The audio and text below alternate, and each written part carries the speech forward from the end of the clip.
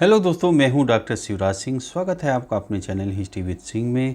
आशा है दोस्तों आप लोग अच्छे से होंगे, बढ़िया अपना अपना पढ़ाई कर रहे होंगे। तो दोस्तों आज के जो टॉपिक है हिस्ट्री का है, तो आप इसमें देखेंगे कि आज जो चल रहा है चर्चा जोरों पे है, क्या ब्राह्मणों ने भारत में बौद्ध धर्म का पतन किया है ना। क्या ब्राह्मणों ने जो है ये जो भारत से बौद्ध धर्म का जो लोप हुआ है ना, तो क्या इसमें ब्राह्मणों का हाथ था? इसी पर चर्चा हमारी होगी। और बौद्ध धर्म के पतन के क्या कारण है इसकी चर्चा करते हैं। इतिहास की किताबों में क्या लिखा है, और जो शशांक है, पुष्यमित्र जो है, शुंग है, उसकी चर्चा करने वाले हैं, है ना। और जो इस पे चर्चा की गई है, एक एडिटोरियल जो पेज है उसको भी लेकर के जो चर्चाएं हैं उसको भी हम लोग उसमें देखेंगे, है ना। तो आइए सबसे पहले दोस्तों हम लोग देखते हैं बौद्ध धर्म के पतन के कारण क्या हैं। ये आप किताबों में क्या लिखा है, आइए इसे आप देखिए दोस्तों, है ना। तो देखिए यहाँ पे एक किताब से मैंने ये लिया है। आप देखिए, ईसा की 12वीं सदी तक आते आते बौद्ध धर्म भारत से लुप्त हो गया, है ना।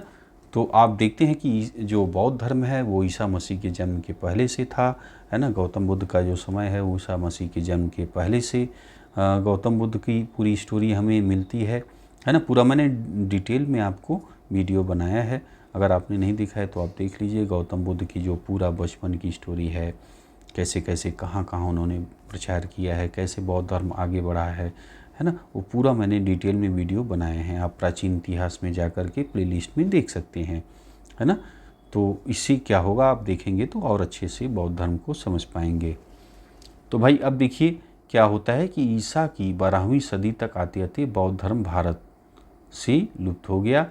इसमें भी ब्राह्मण धर्म की वे सभी बुराइयां आ गई जिनके विरुद्ध इसने आरंभ में लड़ाई छेड़ी थी, है ना। तो अब भाई इसमें भी जैसे कर्मकांड आ गए, जैसे आपके ब्राह्मण धर्म में था, है ना, कि बलि आदि जैसे हो रहा था। तो जो काफ़ी बुराइयां जो उस समय थी ब्राह्मण धर्म के, जिसके विरोध में ये आया था, वो काफ़ी बुराइयां इसमें आ गई, है ना। अब देखिए, बौद्ध धर्म की चुनौती का मुकाबला करने के लिए ब्राह्मणों ने अपने धर्म को सुधारा, है ना। तो जो कमियां थी जिनकी वजह से बौद्ध धर्म का विकास हुआ था, तो जो कमियों को क्या किया ब्राह्मणों ने, अपने धर्म को सुधार किया, है ना। इन्होंने गोधन की रक्षा पर बल दिया तथा स्त्रियों और शूद्रों के लिए भी धर्म का मार्ग प्रशस्त किया, है ना। जैसे स्त्रियां आदि को और शूद्रों को आपने देखा कि नीचे रखा था, उनको उनके लिए भी अपने धर्म में मार्ग जो है प्रशस्त किया है ना। और जैसे आपने देखा कि बलि दी जाती थी, है ना, जो जैसे अश्वमेध यज्ञ में आप देखिए घोड़े की बलि दी जाती थी, है ना। तो यहाँ पे देखिए कि जो गोधन है उनकी रक्षा का करने का भी मार्ग इन्होंने अपना दुरुस्त किया। और देखिए कालांतर में आगे चलकर बौद्ध धर्म में विकृतियाँ आती गई, है ना। बाद में उन्होंने जन सामान्य की भाषा पाली को छोड़ दिया और संस्कृत को ग्रहण कर लिया, जो केवल विद्वानों की भाषा थी। अब आप देखिए, जैसे गौतम बुद्ध थे तो वो अपनी जो उन्होंने जो उपदेश दिया वो लोकल भाषा में दिया था, है ना। लेकिन देखिए, और इसी से जब उन्होंने अपनी लोकल भाषा जो पाली भाषा और भी जो लोकल भाषा में जब उन्होंने उपदेश दिया, तो जो सामान्य वर्ग थी सब तो संस्कृत नहीं जानते थे। तो जब उन्होंने लोकल भाषा में अपनी पूरे उपदेश दिया है, तब भाई जनता को समझ में आई और बहुत सारी जनता बौद्ध धर्म से जुड़ी। लेकिन आगे चल के क्या होता है, देखिए संस्कृत को जो है बौद्ध धर्म में अपना लिया गया। और संस्कृत भाई सबको तो आती नहीं थी, और आज भी आप देखिए कि संस्कृत सबको तो आता नहीं है ना। यही अगर जो अब जैसे कोई अगर साधु महात्मा आए आपके गांव में आए और संस्कृत या जो है आपको जर्मन या इंग्लिश में बोलें, तो ज़्यादातर संख्या वाले लोग नहीं समझ पाएंगे। लेकिन अगर उस जो लोकल जो भाषा है उस भाषा में साधु महात्मा उनको ज्ञान देंगे तो सभी लोगों को लगभग समझ में आ जाएगा, क्योंकि लोकल भाषा है ना। तो देखिए इसी एक कारण ये भी है कि आपका जो यहाँ पे गिरावट आ रही है, भाषा भी कारण बन रहा है।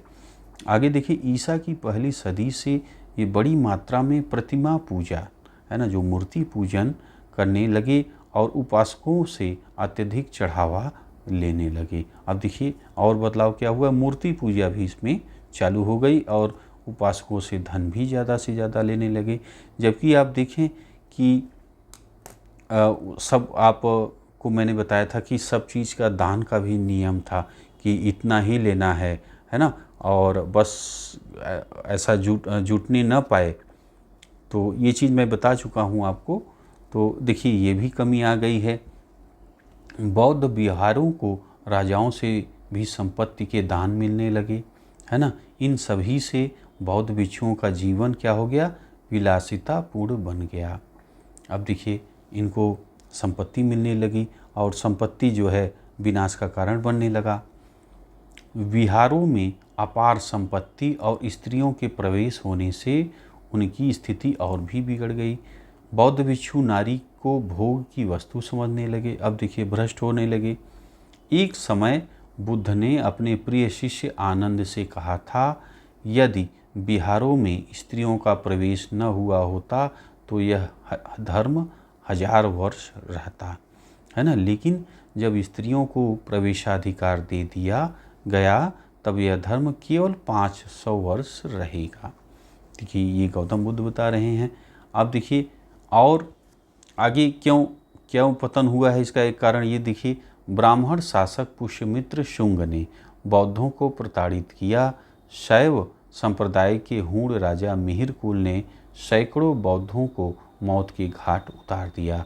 गौड़ देश के शिव भक्त शशांक ने बोधगया में उस बोधि वृक्ष को काट डाला जिसके नीचे बुद्ध को ज्ञान प्राप्त हुआ था। अब देखिए पुष्यमित्र शुंग को लेकर के आप खूब पढ़ रहे होंगे, लेकिन अभी मैं इनके बारे में बताता हूँ जिससे आप जान करके फिर आपको सोचने पे मजबूर होना पड़ेगा कि भाई जैसे अभी प्रसारित कुछ जगहों पे मैंने देखा कि भाई पुष्यमित्र शुंग को ऐसा हत्या करने वाला और तबाह करने वाला जो बौद्ध हैं, स्तूप हैं, विहारों को तबाह करने वाला शासक बताया है।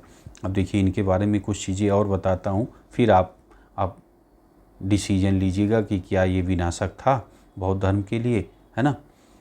तो आप लोग इतिहास के विद्यार्थी हैं। देखिए किसी बातों को केवल कोई लिख दिया या कोई कह दिया तो तुरंत उसको मानिए मत। आप लोग पढ़े लिखे लोग हैं, पहले हर चीज़ की बारीकी से जांच करें, तब जो है जा कर के कोई डिसीजन लीजिए। जैसे आप देखिए मैंने अभी 1857 की जो क्रांति थी, है ना, आपको मैंने बताया, है ना। तो उसमें 1857 की जो क्रांति, जो गदर था, उसको लेकर के जैसे जिसका जैसा हित था वैसा ही बोल रहा था। जैसे आपने देखा कि अंग्रेज़ जो थे वो इसका विरोध कर रहे थे, है ना, इसको, और जो सपोर्ट में थे उसको अच्छा बोल रहे थे, है ना। और जो मतलब जैसे अंग्रेज़ थे उनकी अलग थी कि भाई ये सैनिकों का विद्रोह था, है ना। और जो भारतीय थे कुछ लोगों ने कहा ये प्रथम स्वतंत्रता संग्राम था, है ना। तो जैसे जिस पक्ष के लोग हैं उसी तरह के विचार अपने दे रहे थे।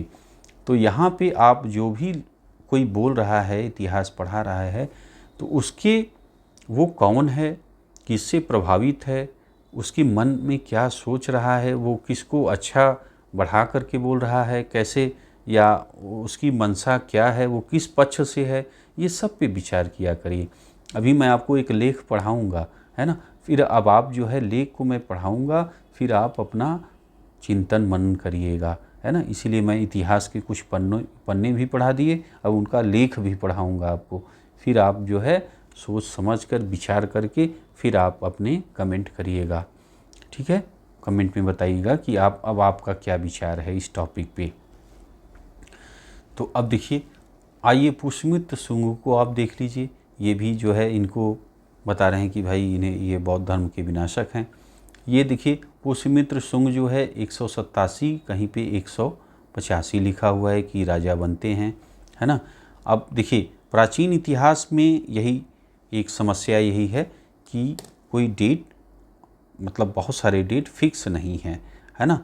तो वो जो है लगभग में चलती हैं। तो आप ध्यान दीजिएगा, लगभग 187 या 185 में पुष्यमित्र शुंग शासक बना हुआ है ना। और ये लगभग 148 या 149 ईसा पूर्व तक शासन किया है ना। अब देखिए उसके बाद प्राचीन भारत के शुंग राजवंश के राजा थे ये, है ना। अब देखिए आ जाइए, शुंग वंश का संस्थापक पुष्यमित्र शुंग था, जिसने सफल विद्रोह द्वारा अंतिम मौर्य शासक बृहदत्त की हत्या कर इस वंश की नींव डाली। ठीक है, तो बृहदत्त क्या था, ये मौर्य वंश, जो जैसे आपने मौर्य वंश में आपने देखा कि चंद्रगुप्त मौर्य, बिंदुसार, सम्राट अशोक ऐसे महान शासक हुए थे, उसी वंश का अंतिम शासक था बृहदत्त, है ना। उसको मार करके, और ये तब मारा था जब ये सेना का निरीक्षण कर रहा था, उसी समय जो है पुष्यमित्र शुंग इसकी हत्या कर देता है और अपना जो है वो स्वयं शासक बन जाता है ना। अब देखिए बाणभट्ट के हर्षचरित से मौर्य सम्राट बृहद्रथ के सेनापति पुष्यमित्र शुंग द्वारा हत्या का उल्लेख मिलता है ना। तो ये सेनापति था बृहद्रथ का। अब देखिए आगे, दिव्यावदान पुष्यमित्र शुंग को मौर्य वंश से संबद्ध मानता है। अब देखिए दिव्यावदान क्या कर रहा है कि भाई पुष्यमित्र शुंग जो है वो मौर्य वंश से संबंधित था, है ना। कालिदास जो है क्या बता रहे हैं, शुंगों को बैम्बिक वंश का ब्राह्मण मानते हैं, है ना। तो देखिए दिव्यावदान बता रहा है पुष्यमित्र शुंगों को क्या है कि वो मौर्य वंश का था, है ना। अब देखिए कालिदास क्या बता रहे हैं शुंगों को कि ये बैम्बिक वंश का ब्राह्मण था, है ना। अब देखिए दो मत आपको यही मिल रहा है ना। धनदेव का अयोध्या अभिलेख पुष्यमित्र शुंग द्वारा 2 अश्वमेध यज्ञ करवाने की जानकारी देता है। यह अश्वमेध यज्ञ पतंजलि ने संपन्न कराई थी। ठीक है, अब आगे आ जाइए। स्मिथ के अनुसार कलिंग नरेश खारवेल ने जिस पाटलिपुत्र के बृहस्पति मित्र शासक की पराजय का उल्लेख किया है, वह शासक पुष्यमित्र शुंग ही था। ठीक है, अब देखिए आगे, महर्षि पाणिनि ने पुष्यमित्र शुंग को भारद्वाज गोत्र से संबंधित बताया और उसकी राजधानी विदिशा थी। ठीक है, मालविकाग्निमित्र के अनुसार पुष्यमित्र शुंग ने विदर्भ के राजा यज्ञसेन को पराजित किया तथा इसने सेनानी की उपाधि धारण की थी। ठीक है, अब आ जाइए। तो अब भाई यहाँ पे आपने पढ़ा अभी, ये देखिए कि आपने पढ़ा कि ब्राह्मण शासक पुष्यमित्र शुंग ने बौद्धों को प्रताड़ित किया, ये आपने इस यहाँ पे पढ़ा। अब आ जाइए, ठीक है। अब आपको कुछ मैं प्रमाण देना चाहता हूँ, फिर आप अब फिर अपने से विचार करिएगा कि भाई ये क्या प्रताड़ित करने वाला था कि या सेवा करने वाला था बौद्ध धर्म की। अब इस पे आप आ जाइए। अब देखिए, दिव्यावदान एवं आर्य मंजू श्री मूल कल्प में पुष्यमित्र शुंग द्वारा बौद्धों के उत्पीड़न का उल्लेख है। ठीक है, अब देखिए यहाँ पे मिल रहा है कि इन्होंने बौद्धों का उत्पीड़न किया है। अब ये आगे क्या कर रहे हैं, इस पे भी थोड़ा सा विचार करिए। किंतु पुष्यमित्र शुंग ने भरहुत का स्तूप बनवाया और सांची के स्तूप के चारों ओर 4 दीवारी का निर्माण कराया। अब भाई समझिए कि अगर ये बौद्ध धर्म का विनाशक है तो ये भरहुत का स्तूप क्यों बनवा रहा है, विचार करें भाई। अगर कोई, जैसे आज ही पकड़ लीजिए, आप कोई भी वर्ग यदि दूसरे वर्ग का जो भी प्रार्थना करने की जगह है उसको तोड़ता है, उसका विनाश करता है, तो उसको बनवाएगा क्यों, है ना। तो अब ये सोचने वाली बात है ना। तो यहाँ पे देखिए कि पुष्यमित्र शुंग ने भरहुत का स्तूप बनवाया और सांची के स्तूप के चारों ओर 4 दीवारी का निर्माण कराया। देख रहे हैं, तो यानी बौद्ध धर्म का तो स्तूप भाई भाई प्रार्थना गृह शुभ चीज़ है, उसको बनवा रहा है। चारदीवारी को जो है बनवा रहा है, जहाँ पे सांची का स्तूप है ना। तो अब देखिए, तो अब ये सब चीज़ें जैसे बनवा रहा है, तो अब आप बताइए कि क्या अब ये अगर ये भाई विनाशक ही है तो बनवा क्यों रहा है, क्यों उपासना के स्थल बनवा रहा है बौद्धों के। अब इस पर आप विचार कर लें। शुंग काल में संस्कृत भाषा का पुनरुत्थान हुआ। इसके उत्थान में महर्षि पतंजलि का विशेष योगदान था। ठीक, अभी तक आपने जो किताबों में लिखा है बौद्ध धर्म के पतन का कारण क्या है, पुष्यमित्र शुंग के बारे में पढ़ा। अब आ जाइए, अब इनका शिवकांत शर्मा जी का हम लोग लेख पढ़ते हैं। इससे आपको, अब आप लोग इसको देखिए इन्होंने क्या लिखा है, उसके बाद फिर आप जो है अब पूरे टॉपिक पर चिंतन मनन करिएगा, और फिर आप अपना, आपकी क्या जो है, आप क्या मानते हैं, कारण क्या मानते हैं, उसको आप जो है कमेंट में बताइएगा। तो अब देखिए यहाँ पे इन्होंने हेडलाइन डाला है, इतिहास में जहर घोलने का षड्यंत्र, है ना। और यहाँ पे आप देखिए सनातन धर्म का निशान ओम आपको दिख रहा है, ये देखिए बौद्ध धर्म का दिख रहा है चक्र, है ना। और यहाँ पे हाथों पे नज़र डालिए, ये देखिए अंग्रेज़ों की झंडे का निशान आपको दिख रहा होगा, देख रहे हैं, ये देखिए फाड़ने वाले हाथ कौन है, अंग्रेज़ों के, है ना। तो ये चित्र बहुत कुछ बता रहा है। ये देखिए, ये अवधेश राजपूत जी ने बनाया है, यहाँ पे लिखा है, आप देख सकते हैं, ठीक है। तो अब भाई शिवकांत शर्मा जी का जो लेख है, आइए इसके बारे में हम लोग थोड़ा सा इसे देखिए बड़ा कर दें, तो आपको अच्छे से पढ़ने में आएगा। तो अब देखिए कि ब्राह्मणों और बौद्धों के बीच जिस बैर भाव का इतिहास गढ़ा जा रहा है, वह कभी था ही नहीं, है ना। ये किसका है विचार, शिवकांत शर्मा जी। अब इन्होंने क्या लिखा है, आइए इनके लेख को हम लोग पढ़ें, और आप जो है पढ़ें हम लोग, और फिर आप लोग इस पे चिंतन मनन कीजिएगा, है ना। देखिए इतिहास के विद्यार्थी हैं, कुछ लेखों को भी आप जब पढ़ेंगे और फिर अपनी इतिहास जो अध्ययन कर रहे हैं जब उससे मिलाएंगे, तब आपको बहुत कुछ सीखने को मिलेगा, है ना। फिर जल्दी आपको अपने लेख से कोई बहका नहीं पाएगा। तो अब देखिए, जैसे बिहार में जन्मे ब्रिटिश जॉर्ज ऑरवेल का कथन है, लोगों को मिटाने का सबसे कारगर उपाय यह है कि उनकी अपने इतिहास की समझ को ही मिटा दिया जाए। देख रहे हैं कितनी बड़ी बात जो है यहाँ पे इन्होंने लिखा है, ध्यान दीजिएगा, एक बार ध्यान से पढ़िए। लोगों को मिटाने का सबसे अच्छा कारगर उपाय यह है कि उनकी अपने इतिहास की समझ को मिटा दिया जाए।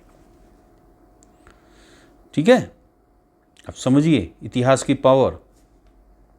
अब उसके बाद कुछ ऐसा ही खेल चल रहा है। हमारे प्राचीन इतिहास के लिखित प्रमाण भाई कम मिलते हैं, ये मैंने आपको बताया।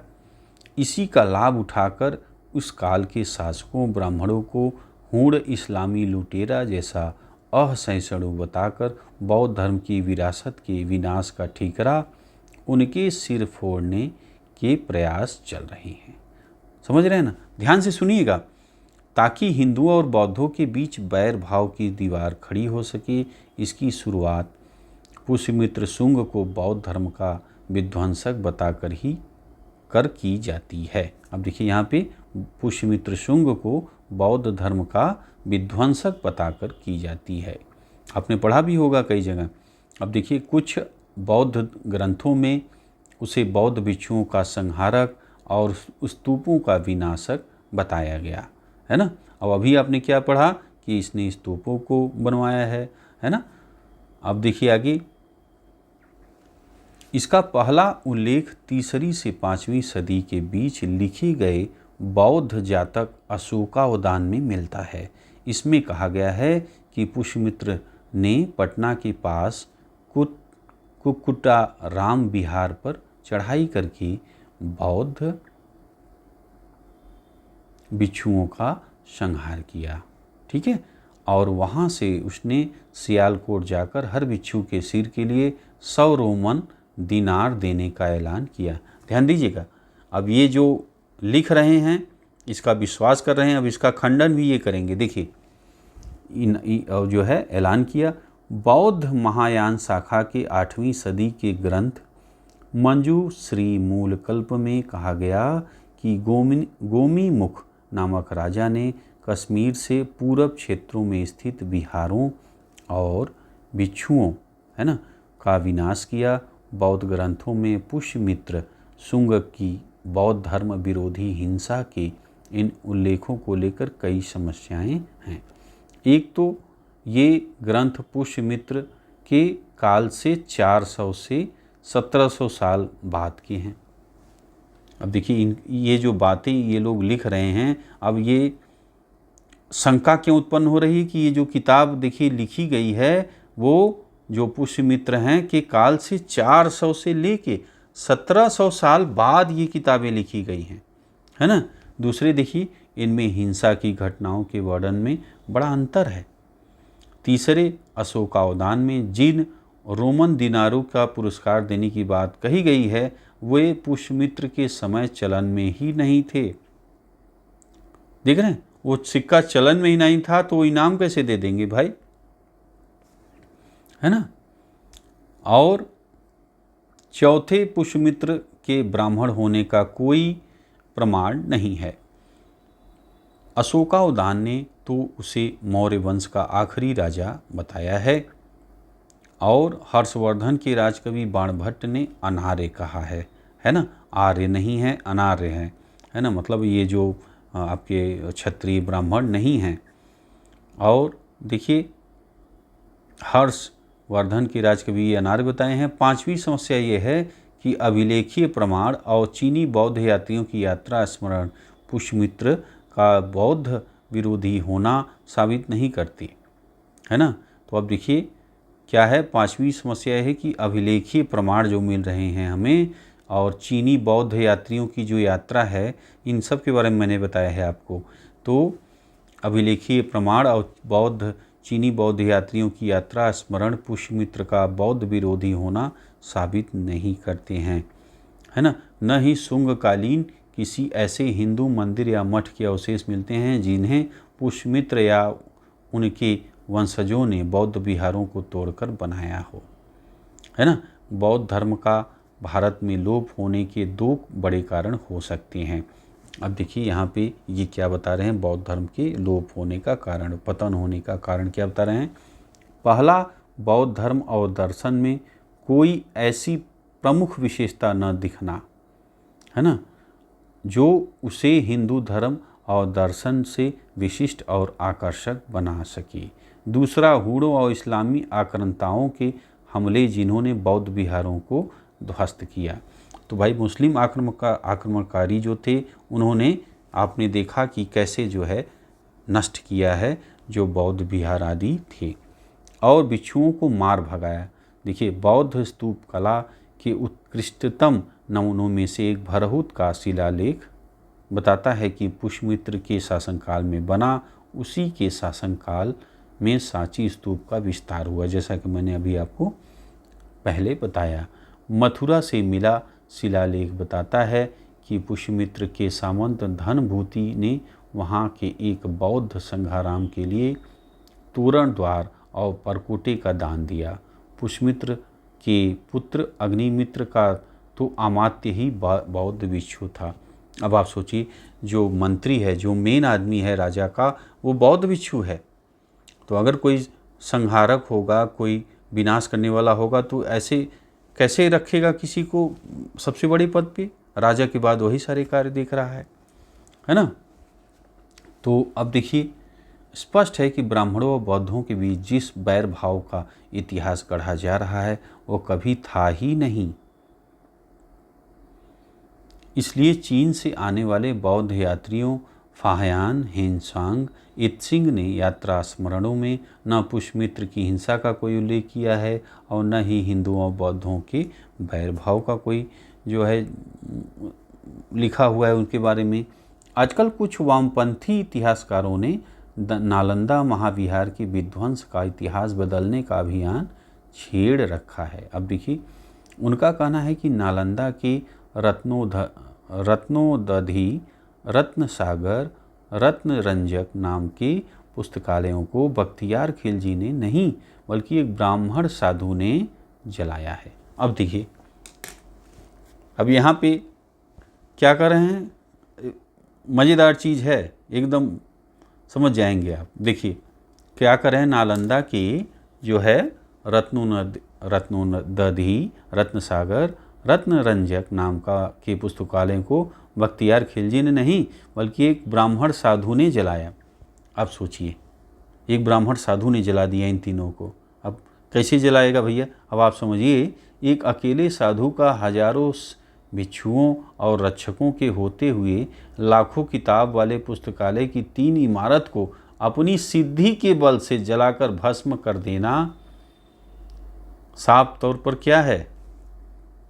फालतू है भाई। एक आदमी कैसे, इतने बड़े इतने आदमी हैं वहाँ पे, और अपने सिद्धि के बल पे जला देगा?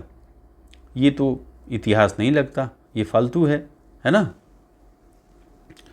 तो तुर्क लुटेरों और ख़ासकर बख्तियार खिलजी की हिंसा का सबसे प्रामाणिक उल्लेख फ़ारसी इतिहासकार मिनहाज अल सिराज की 1260 ईस्वी में लिखी गई किताब तबाक ए नासरी से मिलता है।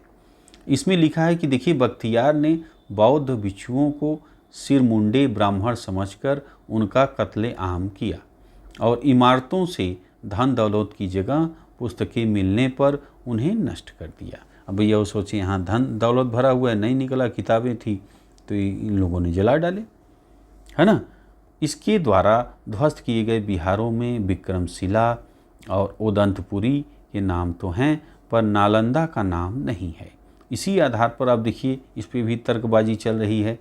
इसी आधार पर तर्क दिया जा रहा है कि बख्तियार ने नालंदा और उसके पुस्तकालयों को ध्वस्त नहीं किया, पर यह सही नहीं है, क्योंकि नालंदा में रहकर गए बौद्ध लामा धर्मस्वामी ने अपने स्मरण में तुर्क लुटेरों के आक्रमणों से हुई नालंदा महाविहार की दुर्दशा का विस्तार से वर्णन किया है। इसके बाद तारानाथ और सुम्पा खानपो ने भी तुर्क हमलों से नालंदा की दुर्दशा की बात दोहराई। इसलिए केवल अल सिराज द्वारा नालंदा का, अब देखिए, उल्लेख न करने पर भर से सिद्ध नहीं होता। देखिए कि बख्तियार ने नालंदा पर हमला नहीं किया। ऐसा कैसे हो सकता है कि बिहार लूटने निकला लुटेरा ओदंतपुरी को लूटकर उससे केवल 5 मील दूर सबसे बड़े और संपन्न बिहार को लूटे बिना लौट गया हो? अब बताइए कैसे हो सकता है? आखिर जिन तुर्क लुटेरों ने मंदिरों, स्तूपों, भिक्षुओं को नहीं छोड़ा, वे भला पुस्तकालयों को क्यों बख्शेंगे? महाविहार की दुर्दशा तुर्क लुटेरों के हमलों से हुई, जिन्होंने भिक्षुओं को मारा और स्तूपों, मंदिरों का भी ध्वंस किया। अल सिराज ने लिखा है, विक्रमशिला और ओदंतपुरी का विनाश बख्तियार खिलजी ने किया। नालंदा और ओदंतपुरी बिहार लगभग सटे थे। ऐसे में यह मानना कितना तर्कसंगत है कि नालंदा में और सारा विध्वंस तो तुर्कों या बख्तियार खिलजी ने किया, पर पुस्तकालयों को कोई साधु जला गया। अब आप बताइए, नालंदा महाविहार की स्थापना हिंदू सम्राट कुमारगुप्त ने की थी, किंतु बौद्ध ने नहीं। अब ध्यान दीजिए, यहाँ पे नालंदा महाविहार की स्थापना हिंदू सम्राट कुमारगुप्त ने की थी, किसी बौद्ध ने नहीं किया था उसका निर्माण, है ना। 200 गांवों का दान देकर आय का स्थिर स्रोत सम्राट हर्षवर्धन ने बनाया। अब देखिए, वहाँ शिक्षा का माध्यम संस्कृत था। बौद्ध वाङ्मय के तर्कशास्त्र, व्याकरण, चिकित्सा, खगोल और अर्थवेद भी पढ़ाए जाते थे। वहाँ बुद्ध के साथ साथ विष्णु, सूर्यदेव और शिव के मंदिर भी थे। अपने अंतिम दिनों में यह जयादित्य नाम के ब्राह्मण के दान पर चलता था और दानदाता अधिकतर हिंदू थे। बौद्ध और हिंदू आचार्यों के बीच शास्त्र के विवरण तो खूब मिलते हैं, पर आपसी हिंसा का कोई ठोस प्रमाण नहीं मिलता। आखिर इन तथ्यों के आलोक में हिंदू बौद्ध दुश्मनी का इतिहास गढ़ना कितना सही है। ठीक, अब क्या लिखी है अंतिम लाइन, अब आखिर इन तथ्यों के आलोक में, जो तथ्यों आपने देखे, आलोक में हिंदू बौद्ध दुश्मनी का इतिहास गढ़ना कितना सही है। अब भाई, अब आप लोग जो है विचार अब आप लोग करिए, और सारा मैंने डिटेल डाटा के साथ आपको दे दिया है। अब आप लोग अपना कमेंट में बताइए कि अब आपका विचार क्या है। क्या ब्राह्मणों ने बौद्ध धर्म को जो है पतन किया है, हिंदुओं ने किया है ना?